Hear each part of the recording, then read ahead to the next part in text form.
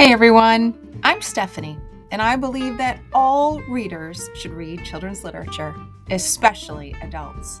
So that's what we do on the Kid Lit Love podcast. We celebrate all things children's literature, picture books, early readers, middle grade, and young adult novels too. Whether you're an adult reading to your inner child or connecting the young readers in your lives with fantastic books, you've come to the right place. Each week, we'll talk to a different children's literature author and discuss their books, their hopes and dreams for readers, their writing process, and much, much more. So, grab a notebook to build your TBR, and let's get to today's episode of Kid Lit Love.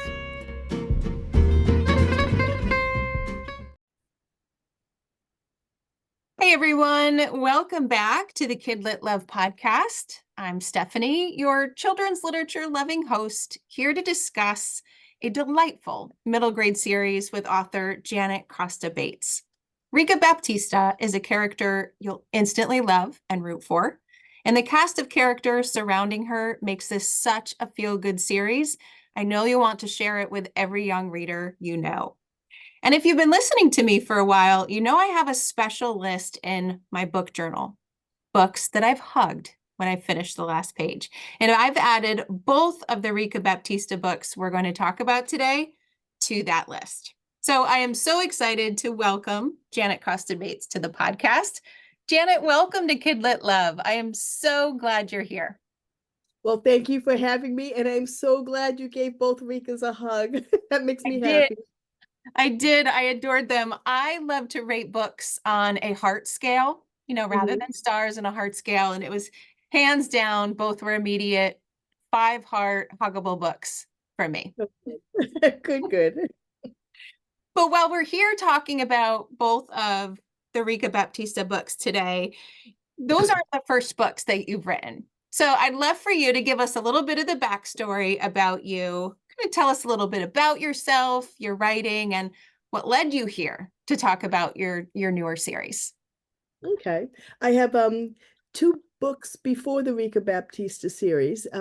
One came out in 2010, and it's called Seaside Dream.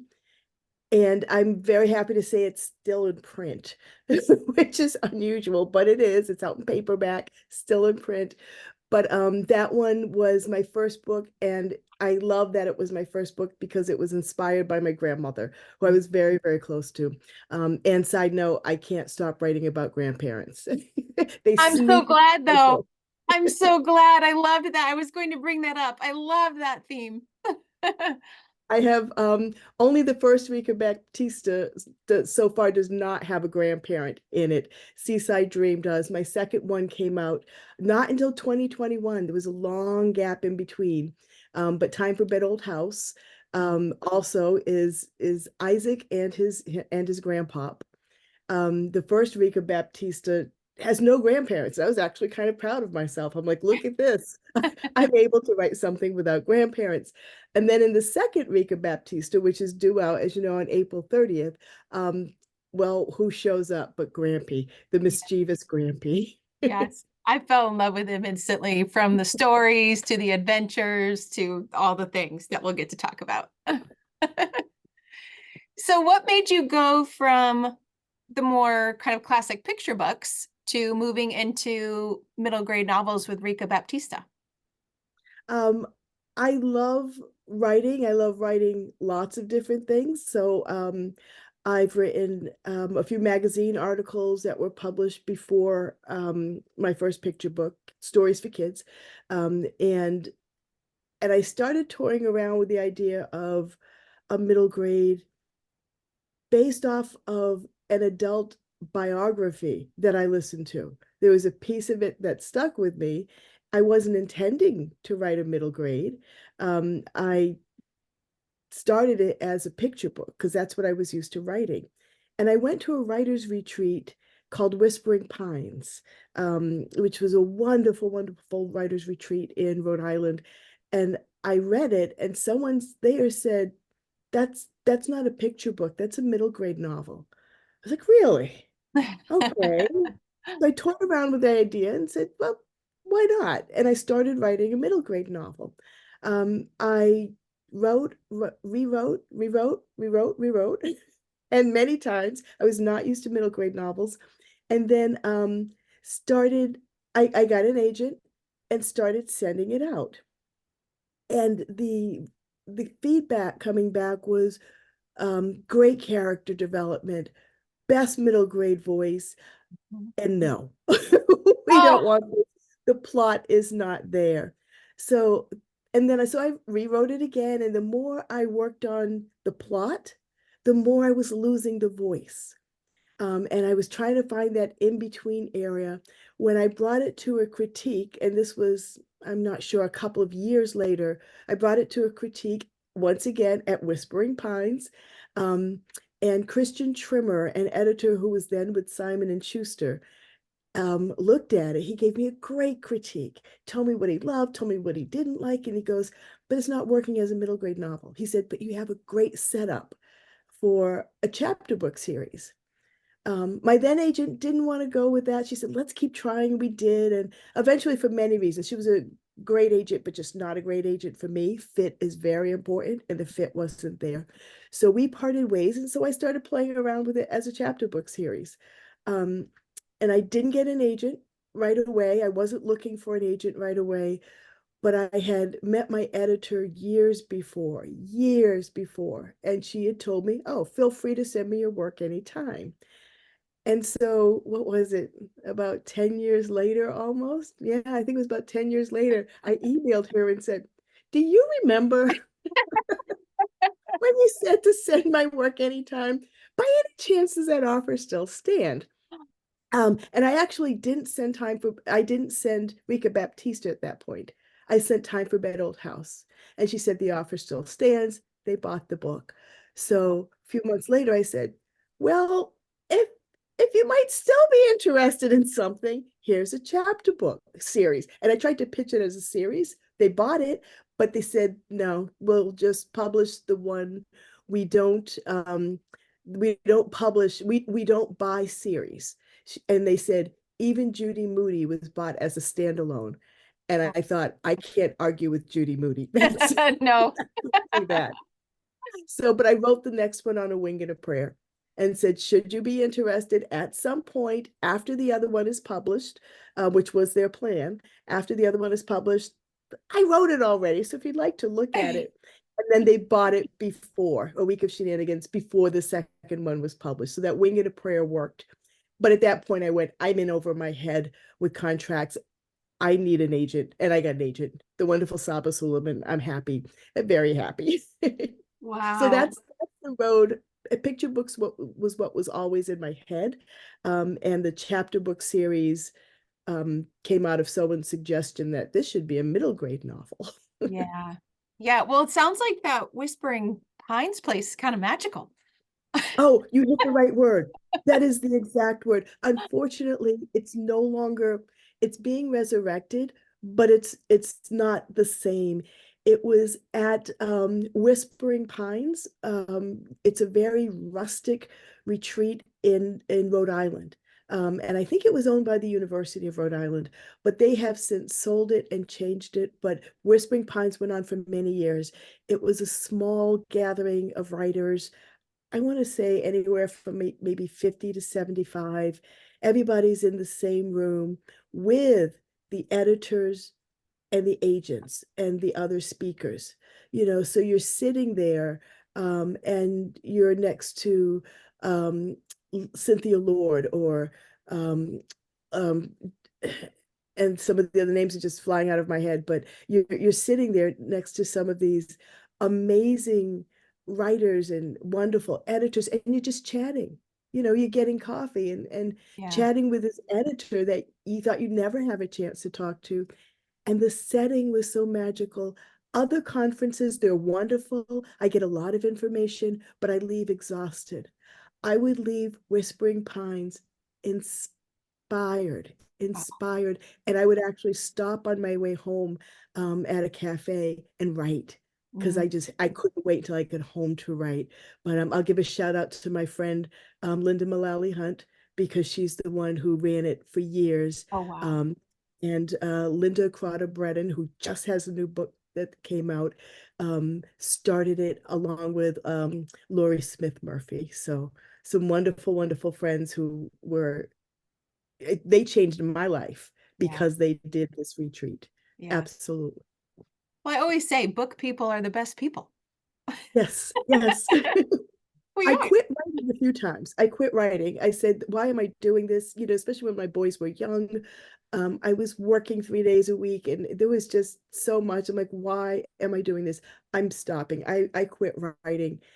And I decided that even though I was quitting writing, it didn't take, but even though I was quitting writing, I wasn't going to leave the community. I decided, that if I'm not going to write, then I'll be the person helping with conferences or something because I couldn't leave the community. It's wonderful, but the quitting didn't take, and I write. I Thank still goodness. write. Thank goodness for that, because we wouldn't have these adorable, delightful books.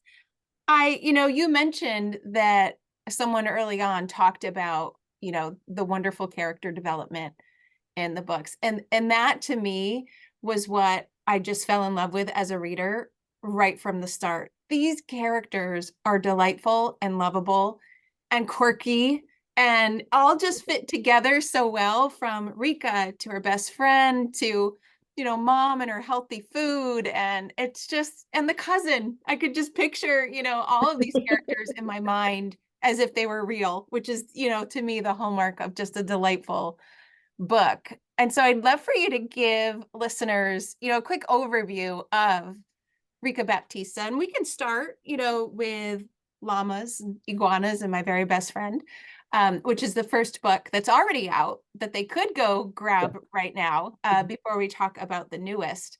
Could you give listeners a summary of that book? Um, well, in Llamas and Iguanas and My Very Best Friend, um, Rika has a best friend, Lainey, her very best friend. She said she only has one best friend, but if she had more, she would still be her very best friend. Yes. Um, and she overhears Lainey's mother talking about this house in Florida. And she realizes Lainey's family's moving and she is just beside herself. She's Lainey and her are just so in sync. And Rika is a little bit introverted and doesn't really know how to make friends. And she's worried that once Lainey leaves, she won't have any friends. Now, Lainey doesn't know that she's supposed to be moving yet. So Rika doesn't want to tell her. And then but she wants to figure out, what do I do when Lainey moves? And she figures the solution to this is a pet. If she gets a pet, then she won't be so lonely. And she's just not sure what kind of pet. Is it a baby pygmy goat? Is it a toad sloth? Is it a quokka? I had never heard of quokkas before Me I wrote neither. this book. And I I was just looking up different kinds of animals. The book had already been written and edited. Off to my editor, they were doing the illustrations. When I contacted my editor and said, Andrea, can we put in a quokka? We have to put in a quokka. I said, look up quokkas and see their face, their smiling faces. We have to put in quokkas. So whenever I do a school visit, I either show kids a picture of a quokka or tell them, have someone help you look up a picture of a quokka. You Yes. have to see a quokka. But Rika's trying to decide what kind of pet.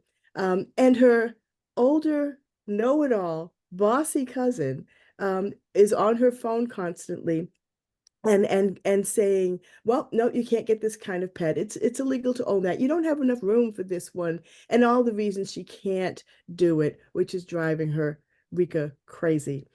She loves her cousin. She just doesn't always like her cousin.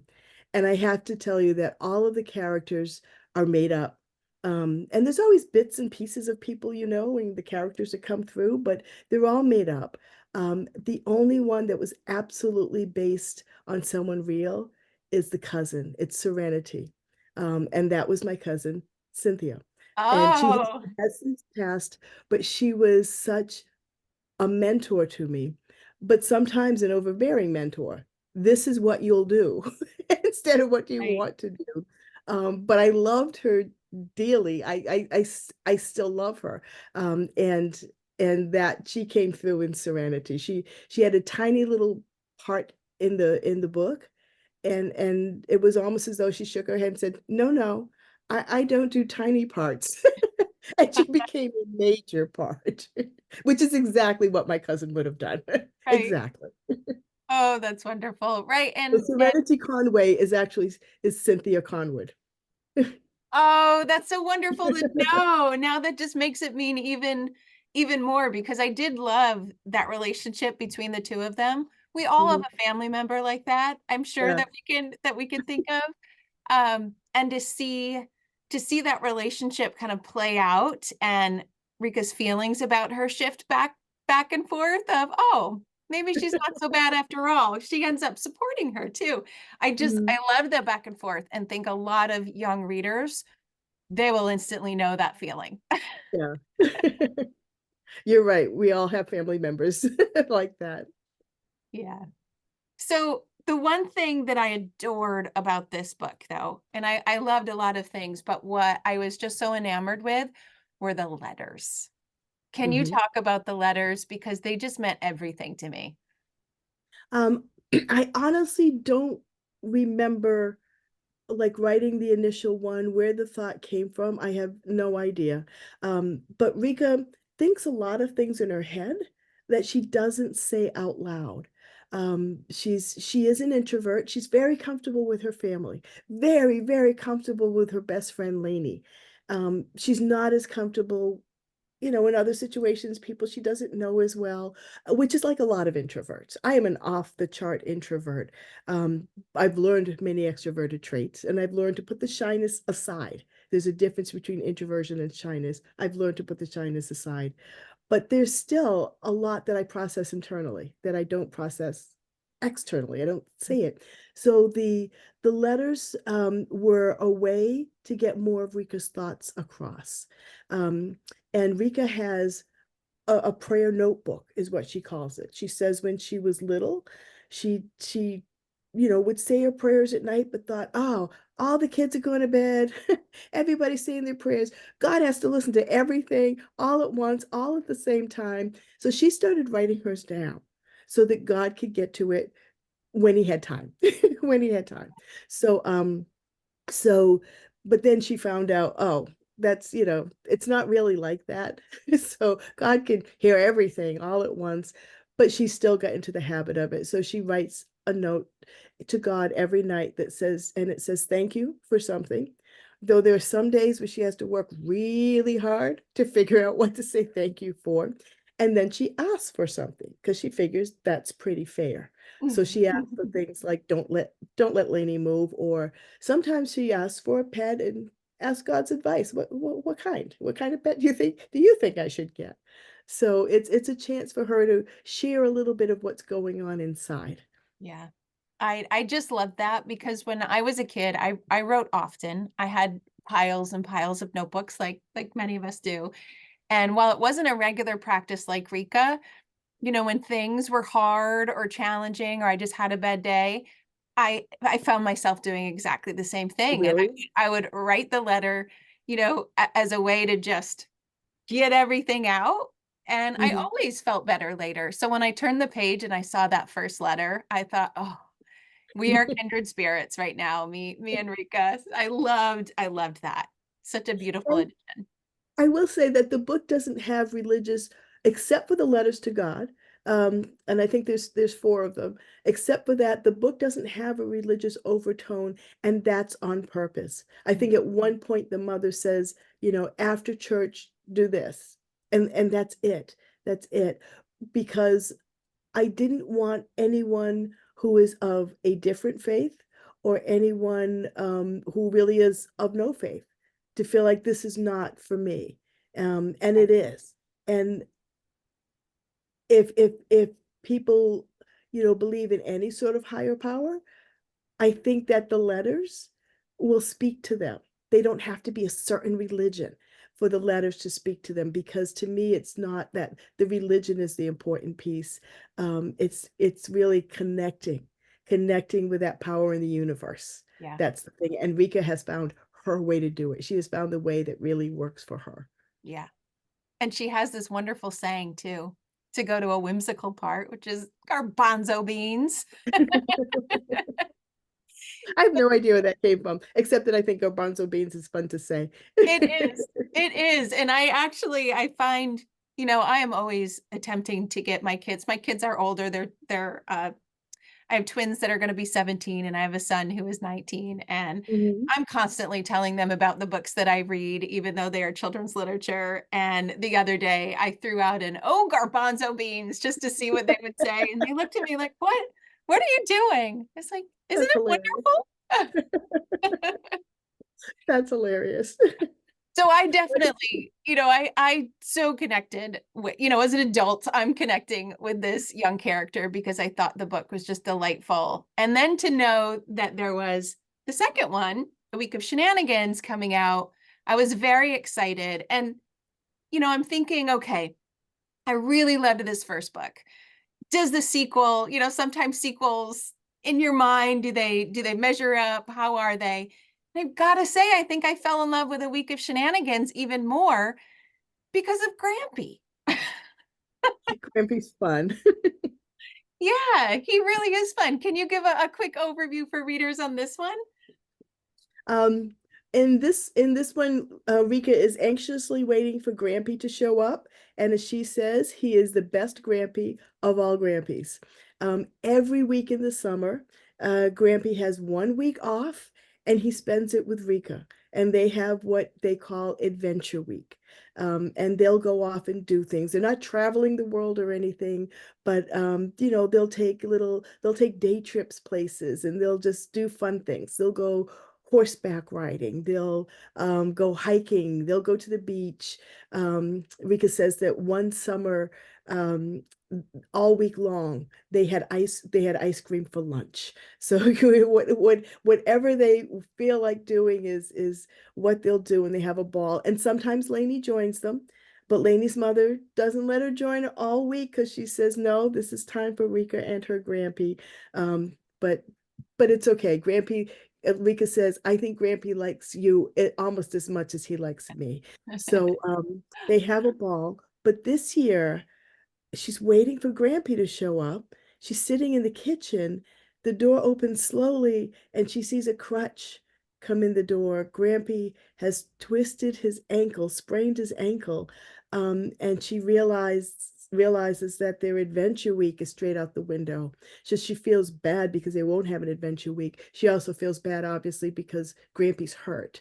Um, and she knows that the summer's this busy time. This is his only week off all summer. And she wants to make it memorable because that's the thing about Adventure Week. She says, you remember them. And Grampy always says, let's go make some memories. So she feels like those memories are straight out the window. They won't remember this week. But Grampy is a tad bit mischievous, just a tad bit. He likes getting into some fun trouble, and they come up with some ideas on how to make it a stay venture week, how to make it still exciting and still memorable. Yeah. So chaos ensues.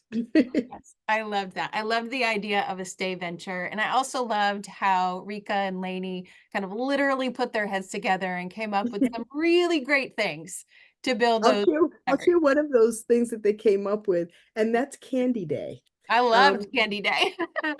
And I can tell you that if you see the dedication in the front of the book, it's dedicated to grandparents everywhere because I had wonderful grandparents. My parents and my in-laws were wonderful grandparents. And hopefully now I am a wonderful grandparent to my grandchildren. I think I am. That's for them to answer, not me. But the my mother-in-law used to take my kids when they were young every summer for a week. And one summer, when I came to pick them up, I said, so, how was your week? And the boys went, being boys, young boys, it was good. What'd you do? We had fun. And that's all I was getting. But one of her friends also had her grandchildren there. In fact, the week became like grandmother's week. because a group of friends all had their grandkids come at the same time to Oh, how visit. wonderful. So and one of the kids was a girl. I think girls tell you more than the boys do. So I looked at her and I said, "So Cece, tell me about the week. What did you do?" She goes, "Oh, we did this, we did this, we did this, but my favorite was Candy Day." I said, "Candy Day? Tell me more. What was Candy Day?" And she Mom's said, not supposed to know about Candy Day. "Exactly. That's why my boys didn't say a word." She said, we got to put candy in our breakfast cereal. She said, and then we got to put candy bars in our sandwich at lunch. And anytime during the day when we wanted candy, we would just go candy. And the grandmothers would reach into their purse and pick out little fun-sized candy. Oh. Luckily, this was on a Wednesday, and I didn't pick them up until Friday night. So I wasn't worried about it at that point, but that's exactly where Candy Day came from. And the dedication in the front specifically mentions my mother-in-law, Joanne Bates. I say thank you for Candy Day. Oh, I love that. This is why I love these kinds of conversations because it just makes the book that much more special to see where Yeah. those elements came through. And that was my favorite part. I have wonderful memories about the chocolate Hershey bars on my Uh-huh. father's desk and how you didn't even have to ask. Oh, You could really? just go and you could just grab them because we had a shared love of chocolate. So that Uh, was so touching. that's a Oh. good desk.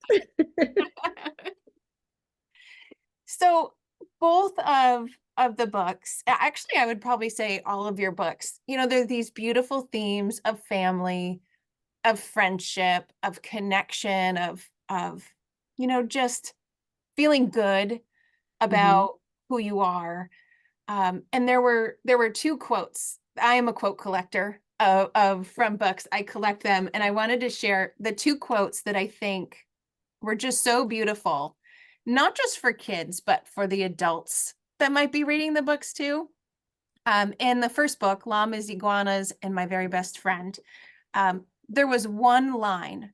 And as you mentioned, Rico was a little bit more of an introvert, did a lot of thinking in her head, a lot of self-doubting before she actually made some decisions. And she was watching another character kind of pull herself up and pull herself together and do something that she was initially hesitant to doing. And she said, to herself, which I just love this line, who knew you could be brave just by deciding to be? And Mm. I thought, isn't that the life lesson, right? Just decide to be and you can. I loved that line. It's right here in the notebook for me to remember. What I'm hoping is that, Rika helps um, to empower some kids in some ways and make them a little braver, make them a little stronger. Um, there's also a point where through the help of her neighbor, Mr. Freeman, um, there's a girl in the story that we don't see very much of, but she does a lot of eye rolling it at Rika and just kind of makes her feel very, very awkward. And Rika just wants to hide from her. And um, Mr. Freeman said something like, why are you letting her be in charge of your feelings? And that's something that she repeats to herself a few times. She's not in charge of my feelings. And that's a big message that I'd like to get across to kids. Yeah. You things will affect us, things will make us feel a certain way, but ultimately you're in charge of Mhm. how you react to it. Yeah. And that's something that I hope kids get out of watching Rika deal with this. Yeah. That was the second quote.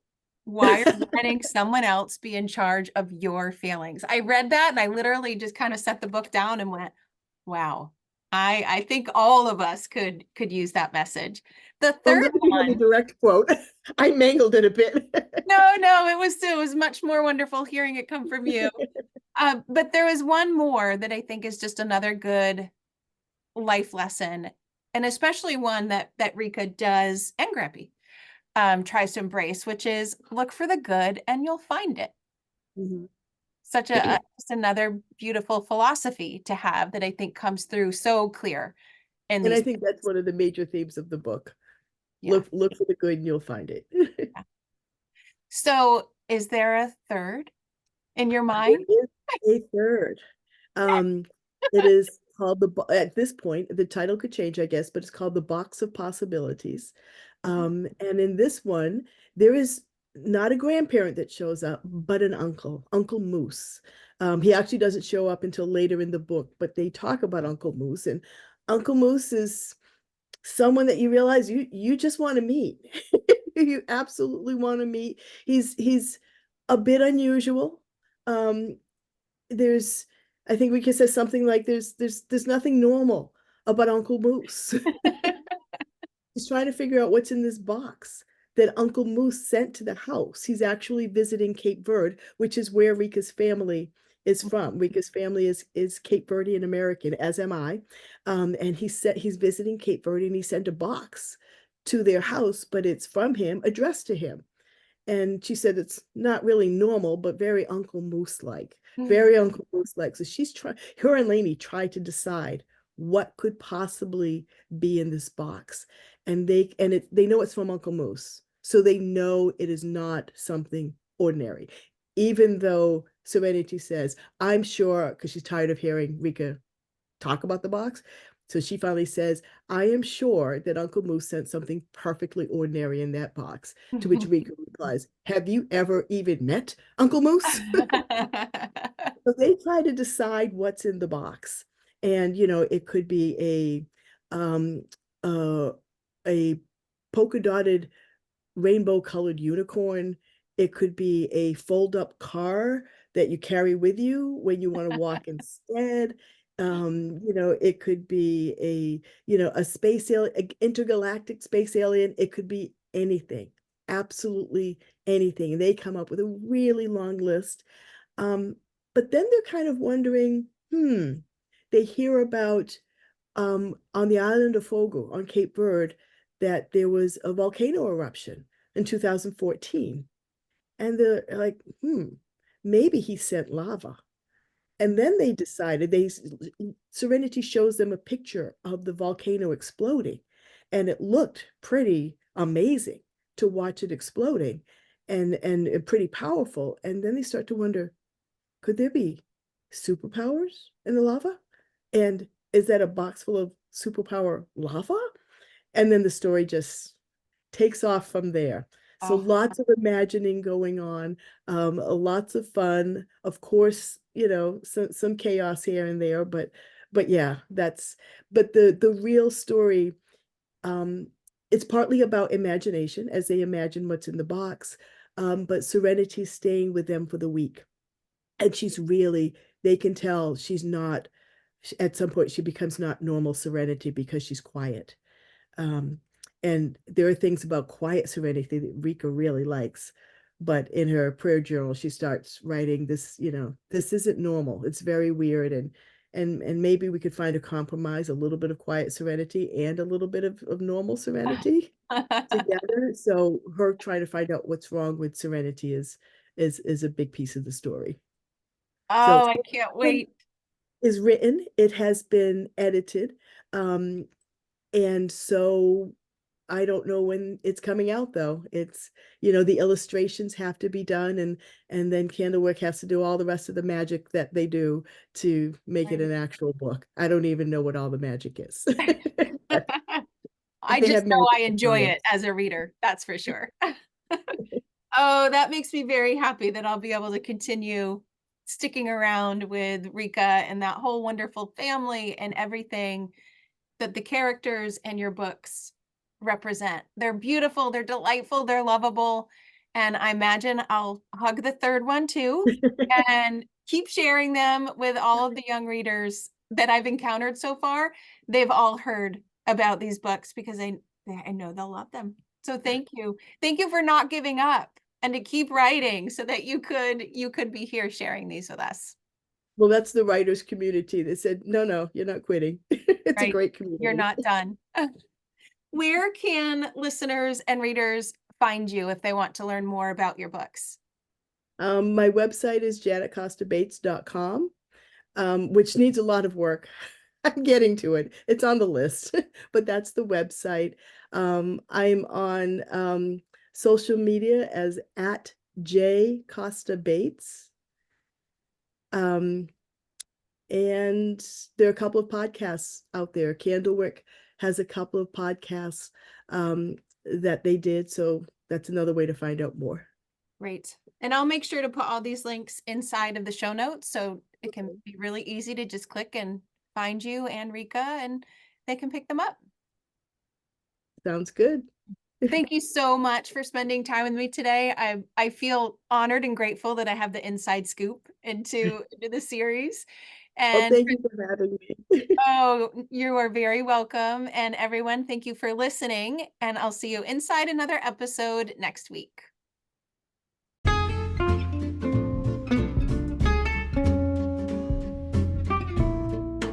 Thanks for listening to today's episode of the Kid Lit Love podcast. You'll find links to all the books, resources, and ideas mentioned in the show notes at alitlife.com. And if you want more, you might like to listen to my other podcast called Get Literate. It's a podcast that explores all things books and reading, notebooks and writing, and everything in between to build a life you love. One more thing. If you love what you listened to today, please take a moment to rate and review the podcast or take a screenshot of the episode and text it to a bookish friend. This helps the podcast grow and builds our bookish community of kid lit love. Thanks for listening.